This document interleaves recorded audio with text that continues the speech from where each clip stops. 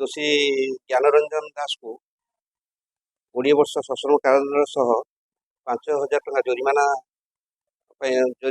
ଜରିମାନା ଦଣ୍ଡାଦେଶ ଦେଇଛନ୍ତି ଓ ଅନାଦାୟୀ 6 ମାସ ଅଧିକ ଦଣ୍ଡ ଭୋଗିବାକୁ ନିର୍ଦ୍ଦେଶ ଅଛି ଏବଂ ପୀଡ଼ିତାକୁ 7 ଲକ୍ଷ ଟଙ୍କା କମ୍ପାନସେସନ୍ ଦେବା ପାଇଁ ଜିଲ୍ଲା ନ୍ୟାୟିକ ଅଧିକରଣ ସଂସ୍ଥାକୁ ନିର୍ଦ୍ଦେଶ ଦେଇଛନ୍ତି।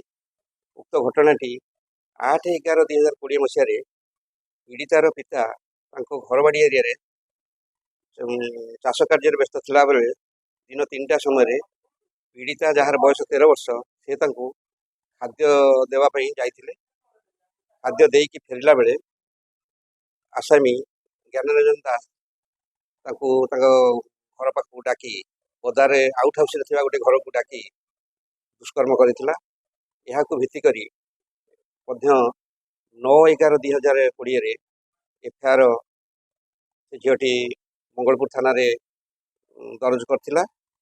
ସେହି କେସ୍ର ବିଚାର କରି 13 ଜଣ ସାକ୍ଷୀଙ୍କ ବୟାନ ଏବଂ ମେଡ଼ିକାଲ ପେପରକୁ ଆଧାର କରି ମାନ୍ୟବର ଅଦାଲତ 376, 3 IPC ଓ 4 ପୋସ୍କୋ ଆକ୍ଟରେ ଦଣ୍ଡ ବିଧାନ କରିଛନ୍ତି।